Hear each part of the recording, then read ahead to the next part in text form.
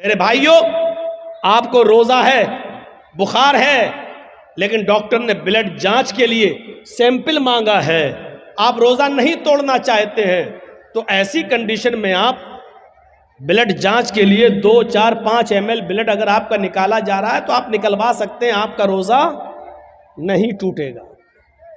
सुन लीजिए मसला, अगर 2, 4, 5 ml ब्लड निकलवाने से आपकी जांच के लिए जाना है, ब्लड 2, 4, 5 ml ब्लड निकालने से रोजा नहीं टूटेगा, लेकिन आपको 1 बॉटल खून देना है। 1 बॉटल खून देने के बाद कमजोरी आना है। कमजोरी जब आती है तो ब्लड निकालने वाले आपके हाथ में पहले एक बॉल पकड़ा देते हैं ताकि खून का सर्कुलेशन बना रहे, और आप ऐसे ऐसे बॉल दबाते रहेंगे और ब्लड निकलता रहेगा। और ब्लड निकालने के बाद 1 बॉटल खून देने के बाद फिर आपको 2 बिस्किट, चाय या कोई जूस पिलाया जाता है। यह हर हॉस्पिटल का एक नियम है। लिहाजा ऐसी सूरत में आप रोजे से हैं तो आपका वो ब्लड लेगा नहीं, वो आपको कहेगा कि पहले आप रोजा तोड़िए, कुछ खाइए, क्योंकि ब्लड निकलने से आपको और कमजोरी पैदा हो जाएगी। इस्लाम यहां आपको इजाजत देता है कि एक गैर मुस्लिम की जान बचाने के लिए आपको अगर रोजा तोड़ना पड़ रहा है तो रोजा तोड़ दीजिए। ये रोजे की कज़ा तो बाद में हो जाएगी, लेकिन अगर ये मर गया तो दोबारा जिंदा नहीं हो पाएगा। इसलिए इसको बचाना, रोजा रखने इस वक्त तोड़ देना बेहतर है, उसको बचाना ज्यादा जरूरी है। लिहाजा इस्लाम यहां आपको इजाजत देता है कि गैर मुस्लिम की जान बचाने के लिए रोजा तोड़ दो। इससे बड़ा दर्जा इंसानियत का और क्या होगा। वो सोचें जो मॉब लिंचिंग करके दरख्तों से बांधकर जय श्री राम के नारे लगवाकर जो एक इंसान की जान ले लेते हैं, वो सोचें कि वो किस धर्म के पासदार हैं और किस धर्म की रक्षा कर रहे हैं वो। और वो भी सोचें जो बिना किसी गलती के किसी को पकड़कर अल्लाहू अकबर का नारा लगाकर उसकी गर्दन को काट देते हैं और उड़ा देते हैं और समझते हैं कि हमने बहुत बड़ा जिहाद कर दिया है। वो सोचें कि इंसानियत का एहतराम तो ये इस्लाम ने पेश किया है कि रोजा तोड़ दो लेकिन दूसरे की जान बचा लो। अगर तुम्हारा ब्लड उसके ब्लड से मिल रहा है तो आप ब्लड दो और उस इंसान की जान बचाओ, इसलिए कि इंसानियत को आप बचा रहे हैं। एक इंसान को नहीं बल्कि सारी कायनात के इंसान को आप बचा रहे हैं। यह है इस्लाम का दर्स, यह है इस्लाम की तालीम, यह है इस्लाम की शिक्षा, यह है इस्लाम का मेरे भाइयों नजरिया। इससे बड़ी इंसानियत और क्या हो सकती है। एक और चीज पर गौर कीजिए आप। मान लीजिए रमजान का महीना और 20 रोजे गुजर चुके हैं। आज कोई हिंदू है या कोई ईसाई मुसलमान हो रहा है और वो 20वें रोजे को मुसलमान हुआ, तो अब वो रोजा कब से रखेगा। रोजे तो पूरे महीने के फर्ज हैं, लेकिन कोई हिंदू या कोई ईसाई या कोई यहूदी 20वें रोजे को मुसलमान हो रहा है। 20 रोजे तक हिंदू था, ईसाई था या यहूदी था या जैनी था, बुद्धिस्ट था। 20 रोजे के बाद मुसलमान हो रहा है 20वें रोजे को, तो अब वो रोजा कब से रखेगा। आज मुसलमान हुआ है तो अब जब मुसलमान हुआ तभी से तो रखेगा। अब सवाल ये पैदा होता है कि वो 20 रोजे जो इसके छूटे हैं वो पूरे करेगा या नहीं करेगा। तो साफ मसला है कि नहीं करेगा। क्यों नहीं करेगा? क्योंकि जब वो इस्लाम लाया है तब तक वो काफिर था, उस पर रोजा फर्ज था ही नहीं। आज वो इस्लाम लाया तो अब जितने रोजे हैं उतने वो रखेगा, बकिया रोजे वो नहीं रखेगा। इसलिए नहीं रखेगा क्योंकि उस वक्त उसके ऊपर रोजे फर्ज थे ही नहीं। कितने रोजे रखेगा? जितने बाकी हैं। एक चीज और सुन लीजिए, 20वें रोजे को इस्लाम लाया, लेकिन इस्लाम ला रहा 5 बजे शाम में और रोजा खुलता है 6 बजे। अब 5 बजे वो इस्लाम ला रहा है, तो इस्लाम जैसी वो 5 बजे लाया तो अब क्या करेगा? आज का रोजा क्या करेगा? तो 5 बजे इस्लाम लाता है तो 5 बजे ही से उसका रोजा शुरू हो गया है, क्योंकि 5 बजे से पहले उसके ऊपर रोजा फर्ज था ही नहीं, क्योंकि वो काफिर था। जैसे इस्लाम लाया वैसे उस पर रोजा फर्ज हो गया, वैसे ही उसके ऊपर रोजा फर्ज हो गया। अब 5 बजे ही वो नियत कर लेगा कि मैं रोजे से हूं। इस्लाम ले आया, अशहदु अल्ला इलाहा इल्लल्लाह व अन्ना मुहम्मद रसूलुल्लाह। इस्लाम लाते ही उसके ऊपर असर की नमाज फर्ज हो जाएगी, क्योंकि टाइम अभी बाकी है और इस्लाम ला चुका है, असर का वक्त अभी बाकी है, लिहाजा पहले असर की नमाज पढ़ेगा और यहीं से उसका रोजा भी शुरू हो जाएगा, क्योंकि इस्लाम ला चुका है। जब से इस्लाम लाया यहीं से रोजा शुरू, और 6 बजे वो रोजा सब लोगों के साथ खोल लेगा और उसका ये एक रोजा माना जाएगा, ये एक रोजा माना जाएगा। ये आसानी भी है, ये आसानी भी है। इस्लाम मुश्किल नहीं है, लोगों ने इसको मुश्किल बना दिया है। क्या वो लोग सहाबा नमाजें नहीं पढ़ते थे? क्या वो रोजे नहीं रखते थे? मुश्किल बना दिया है। फजर में नहीं उठ पा रहे हैं साहब, क्यों? अब रात में 1 बजे जर्जी साहब को टाइम मिलेगा, 3 बजे तक जलसा चलेगा, फिर आदमी यहां से जाएगा, थोड़ी देर कमर सीधी करेगा, फजर में उठेगा? नहीं उठ पाएगा, क्लियर है। लेकिन याद रखिए, मौलाना जर्जीस का जलसा और इस जलसे में 2:30 बजे 3 बजे तक जाग लेना, और इस जाग लेने के बाद सुबह फजर की नमाज में ना आना, यह दलील नहीं है इस बात की कि आपका जलसा कामयाब हो गया है, या ये उज़्र नहीं होगा कि मैं जलसा सुनने की वजह से रात में जाग लिया इसलिए फजर में हम नहीं उठ पाए। जलसा कराना फर्ज नहीं था, फजर की नमाज पढ़ना फर्ज था। आपने एक फर्ज को छोड़ा उस काम के लिए जो आपके ऊपर फर्ज ही नहीं था। मेरे भाइयों, यहां से ये मैसेज लेके उठिएगा, ये पैगाम लेके उठिएगा, ये तसव्वुर लेके उठिएगा। तो इंसानियत ये होती है, इंसानियत। तो या अय्युहन्नास इन्ना खलकनाकुम मिन ज़करिन व उन्सा व जअलनाकुम शुऊबन व क़बाइल लितारफू। तुमको हमने एक मर्द और एक औरत से पैदा किया है, तुम सब आपस में भाई हो, तुम आपस में एक ही बाप के और एक ही माँ के बेटे हो, तुम्हारा बाप एक है, तुम्हारी माँ एक है। अच्छा, एक चीज और बताइए, गौर से सुनना। हम मुसलमान हैं, ये हिंदू है, हम दोनों का झगड़ा हुआ है। अब कोर्ट में गए तो जज साहब बैठे हैं, अगर मुसलमान है तो उनका दिल चाहता है कि हम मुसलमान की तरफ थोड़ा सा झुकाव कर दें, हिंदू है तो वो चाहता है थोड़ा सा हिंदू की तरफ झुकाव कर दें। ये होता है, ये होता है। कुरान ने इंसानियत, यहां पर इंसानियत को फरोग दिया है, इंसानियत को बढ़ावा दिया है और कहा अगर तुम सच्चे मुसलमान हो तो फैसला करते वक्त न कौम देखोगे, न बरादरी देखोगे, न जात देखोगे, न मजहब देखोगे। हुक्म वला यजरिमन्नकुम शनआनु कौमिन अला अल्ला तादिलू इदिलू हुवा अक़रबु लित्तक़वा। भाई जिसको जाना हो अभी उठ के चले जाओ यार, क्यों बार बार उठ रहे हो? बहुत डिस्टर्ब होता है हमको सामने। ला यजरिमन्नकुम शनआनु कौमिन, आए मुसलमानों, किसी कौम की दुश्मनी, किसी मजहब की दुश्मनी तुम्हें इस बात पर मजबूर न कर दे कि तुम सच्चा फैसला न कर सको, उनके साथ इंसाफ न कर सको। ऐसा नहीं होना चाहिए। ए दिलू, हर हाल में सच्चा फैसला करना, चाहे वो मुसलमान के खिलाफ जाए, चाहे वो हिंदू के खिलाफ जाए, ईसाई के खिलाफ जाए, तुम्हारे अपने खिलाफ जाए, तुम्हारे अपने बेटे के खिलाफ जाए, तुम्हारी अपनी औलाद के खिलाफ जाए। अच्छा, आपके यहां मान लीजिए, हमें नहीं मालूम चापी में ये होता है या नहीं होता है, बंगाल के जलसों में बहुत जगह ऐसा देखा गया है कि एक गांव में कोई लड़का उसी गांव की किसी लड़की को लेकर भाग गया, 2-4 दिन के बाद पकड़ गए, गांव वापस आए। अब लड़की का बाप रोता है, ओ मेरी लड़की तो इज्जत लुट गई, बर्बाद हो गया, मुंह दिखाने के लायक नहीं है। अब जोर डाला जाता है गांव की तरफ से कि तू लेके भागा था, चल अब शादी करो उसके साथ।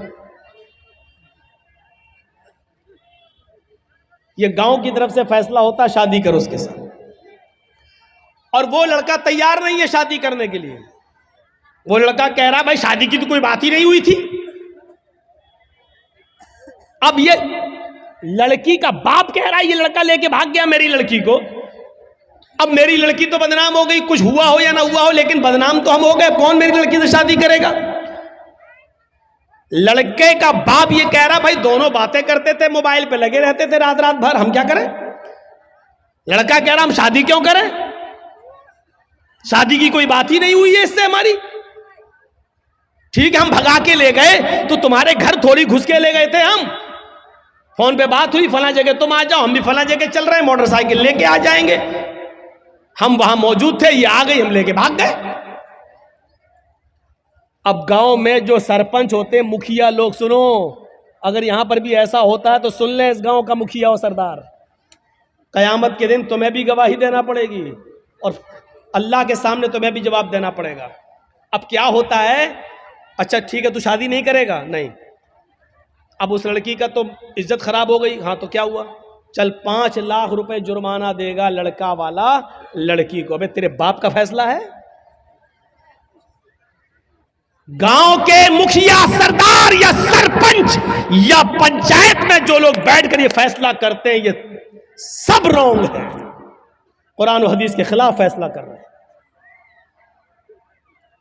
दुनिया में 5 लाख 4 लाख रुपया दिलवा सकते हो, लेकिन कयामत के दिन अपने आप को बचा नहीं सकते हो इस फैसले से।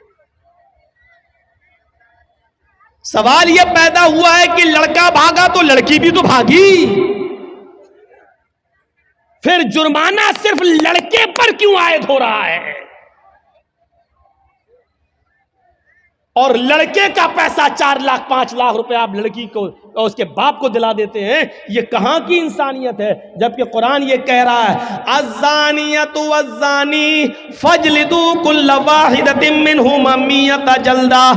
जिना करने की, बदकारी की शुरुआत लड़के की तरफ से पहले नहीं, लड़की की तरफ से पहले होती है। भागने और भगाने की शुरुआत लड़के की तरफ से नहीं, लड़की की तरफ से पहले होती है।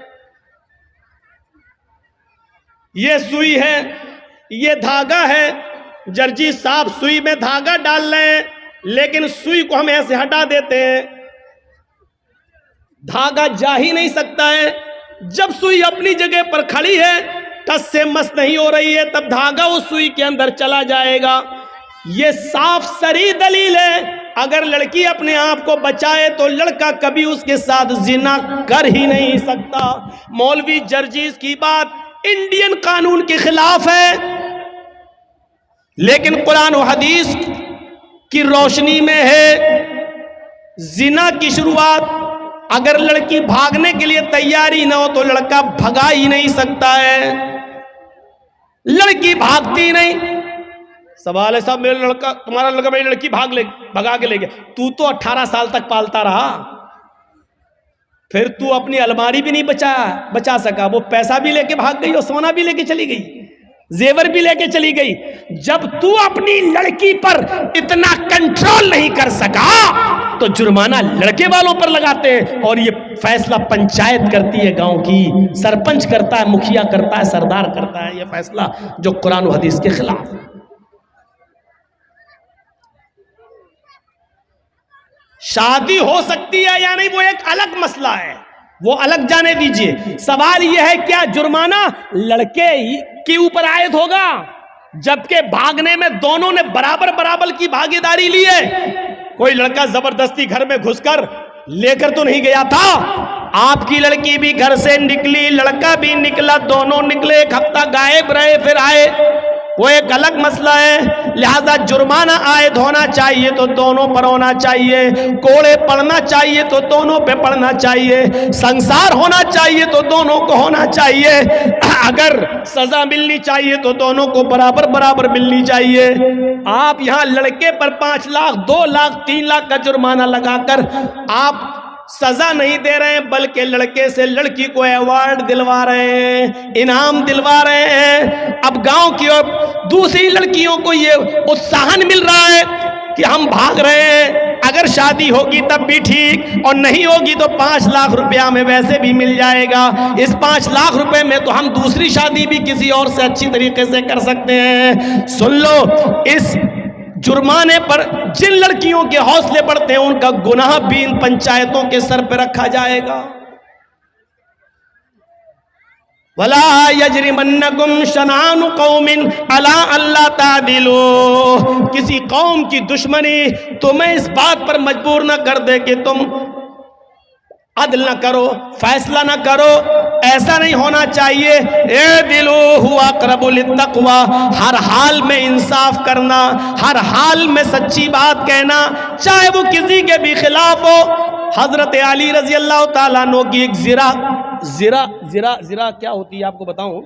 जिरा होती है, जंग में जब लड़ा जाता था तो एक लोहे की कमीज की तरह या कुर्ते की तरह एक वो होता था, वो अपने गले में डाल लिया जाता था ताकि दुश्मन का तीर सीने में न लगे, उस लोहे पर लग जाए। तीर आए, खंजर आए, तलवार आए तो वो लोहे पर लगे, तो उसको बोलते थे जिरा। तो जंग में जाते थे तो जिरा पहन लेते थे साहबा। हजरत अली की भी एक जिरा थी जो घर के बाहर रखी हुई थी। हजरत अली अंदर चले गए, जिरा बाहर रखी रही। जब घर से बाहर आए तो जिरा गायब हो गई। पानी है? ठीक है, चलो आज पी लेता हूं।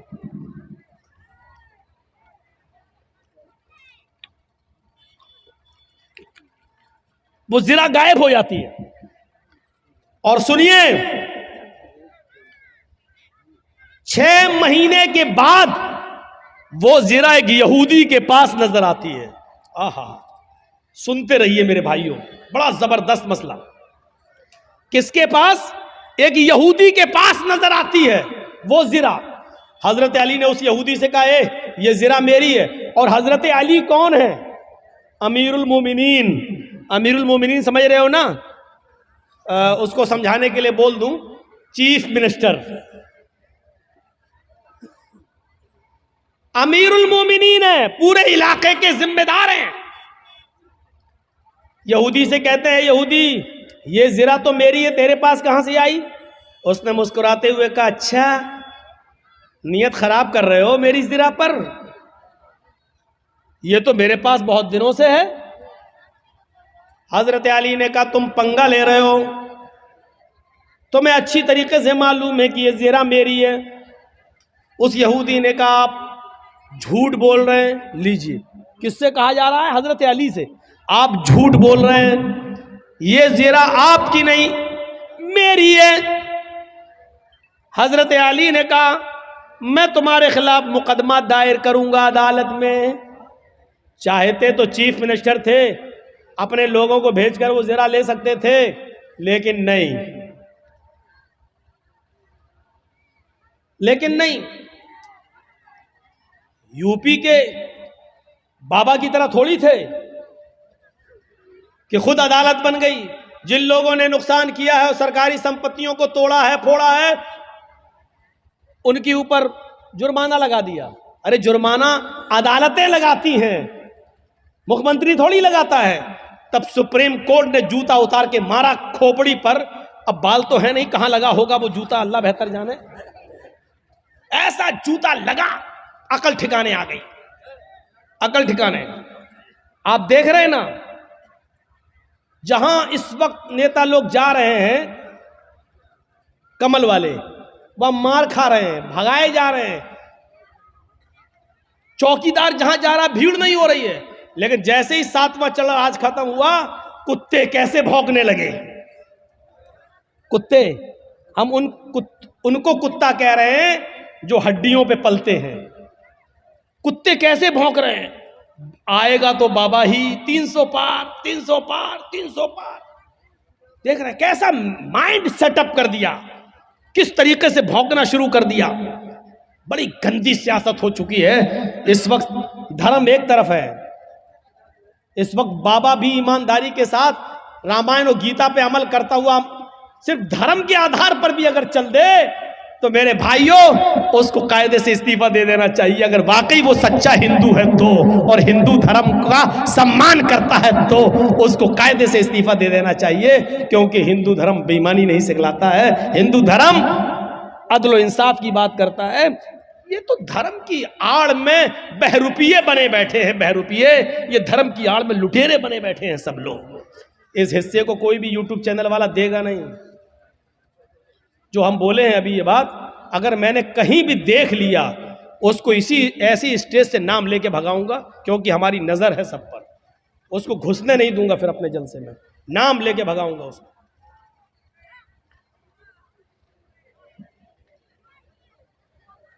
तो मैं अर्ज ये कर रहा था कि हजरत अली ने कहा मैं मुकदमा दायर करूंगा। उस यहूदी ने कहा कर दो मुकदमा, देखते हैं अदालत क्या फैसला करती है। हजरत अली ने मुकदमा दायर कर दिया। कहां? कोर्ट में, अदालत में। और जज कौन है? काजी शुरैह। और ये जज किसने बनाया? हजरत अली ने। जज किसका? अली ने बनाया। लेकिन जज बना जरूर रहे हजरत अली, लेकिन जज ने यह नहीं देखा कि मुझे जज बनाया किसने। जज का मतलब यह होता है कि मुझे अदल और इंसाफ को कायम रखना है। कुरान की इस आयत के पेश नजर के वला यजरिमन्नकुम शनानु कौमिन अला अल्ला तादिलु इदिलु हुवा अक़रबु लित्तक़वा। कभी किसी कौम की दुश्मनी तुम्हें गलत फैसला करने पर मजबूर न कर दे, सही फैसला करना, चाहे वो किसी के खिलाफ। उस यहूदी के पास नोटिस पहुंचा कि तुम्हें भी आना है। हजरत अली और यहूदी दोनों एक ही दिन पहुंचते हैं काजी शुरैह की अदालत में।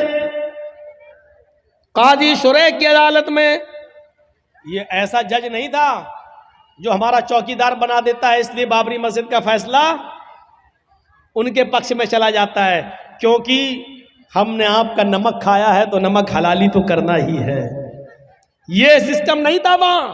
हजरत अली रजी अल्लाह ताला अन्हु भी कोर्ट में मौजूद है, एक कटघरे में खड़े हैं, यहूदी भी दूसरे कटघरे में खड़ा है। पूछा है अली मुकदमा आपने दायर किया है, बताओ क्या प्रॉब्लम है।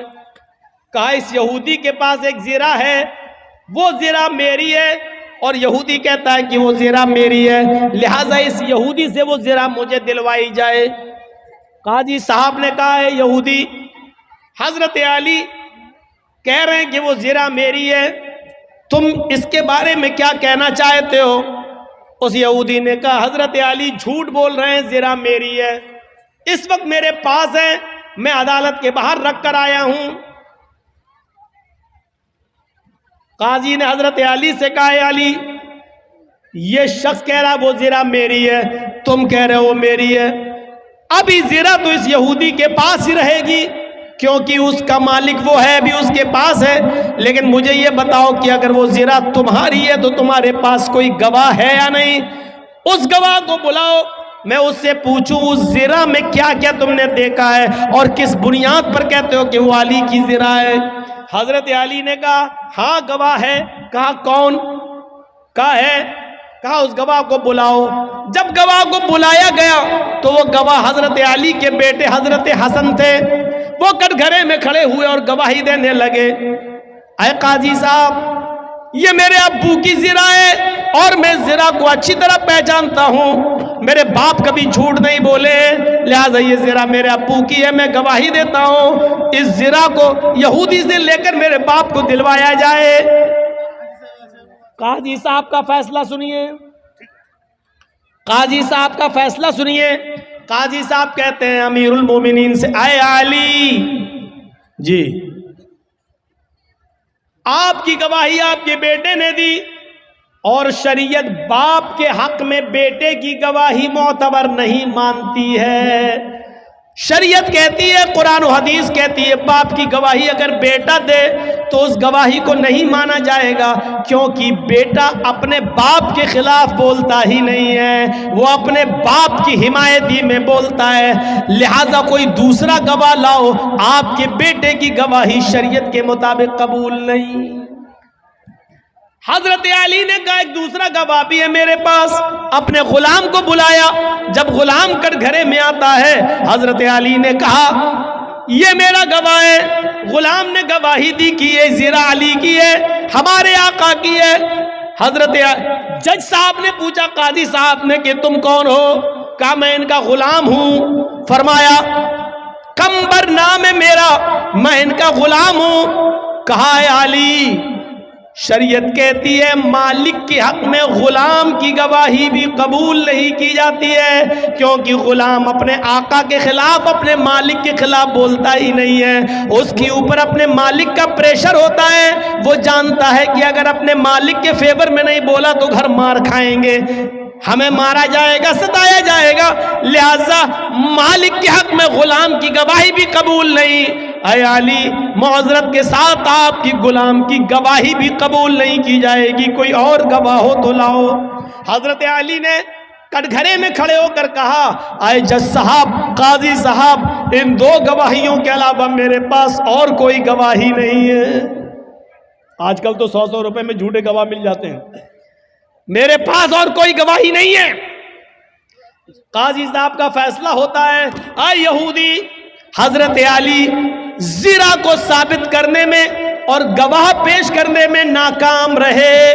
वो शरीयत के मुताबिक सच्चा गवाह पेश नहीं कर सके, और जो गवाह पेश किया वो शरीयत के दायरे में आता ही नहीं है। लिहाजा अली नाकाम रहे ज़िरा को अपना साबित करने में। वो ज़िरा के मालिक तुम हो, और अदालत ये फैसला करती है कि वो ज़िरा के हकदार तुम ही रहोगे, वो ज़िरा तुम्हारी रहेगी, उस ज़िरा पर तुम्हारा हक है, तुम जा सकते हो और ज़िरा भी ले जा सकते हो। ये उस जज का फैसला है जो हजरत अली ने बनाया, ये उस काजी का फैसला जिसको हजरत अली ने बनाया। लेकिन कुरान और हदीस के मुताबिक फैसला किया। फैसला में अगरचे ज़िरा में हजरत अली ही की थी, ज़िरा हजरत अली की थी, लेकिन गवाह वगैरह न लाने में ऐसा हो जाता है कि फैसला यहूदी के हक में करना पड़ता है। यहूदी उस ज़िरा को उठाता है, कटघरे से बाहर निकलता है, कहता है जज साहब, आपके फैसले को सलाम करता हूं। आपने वही फैसला किया जो कुरान और हदीस में बताया गया, आपने वही फैसला किया जो मोहम्मद रसूलुल्लाह ने बताया, आपने वही फैसला किया। और मैं यही देखना चाहता था कि अमीरुल मोमिनीन अली के होते हुए मुझ पर जबर तो नहीं किया जाता, जुल्म तो नहीं किया जाता आपकी अदालत में। और अली ने यह साबित कर दिया है कि यहां पर जुल्म और ज्यादती का कोई शायबा भी नहीं पाया जाता है। अब मेरा फैसला सुन लीजिए जज साहब, काजी साहब, हजरत अली सच्चे हैं, ये ज़िरा हजरत अली ही की है। ये दरवाजे के बाहर रखी हुई थी, कोई नहीं था, मैं इसको उठा लाया। 6 महीने तक मैंने इसको छिपाया, और एक दिन जानबूझकर 6 महीने के बाद मैं अली के सामने आ गया ताकि अली मेरी ज़िरा को देख ले, फिर देखें क्या रिएक्शन लेते हैं। फिर सारी प्रतिक्रिया अदालत के मुताबिक चलती है, और हमने देखा इस पूरे मामले में जुल्म और सितम नहीं होता है। लिहाजा ये ज़िरा अली की है, मैं अली को दे रहा हूं। और आज इस बात का इकरार भी करता हूं कि आपने कुरान और हदीस के मुताबिक सच्चा फैसला सुनाया। आज इस्लाम से मैं भी अपना रिश्ता जोड़ रहा हूं। अशहदु अल्ला इलाहा इल्लल्लाह व अशहदु अन्ना मुहम्मदन अब्दुहु व रसूलुहु, ये कलमा पढ़कर हजरत अली इस्लाम के सामने वो यहूदी इस्लाम ले आता है।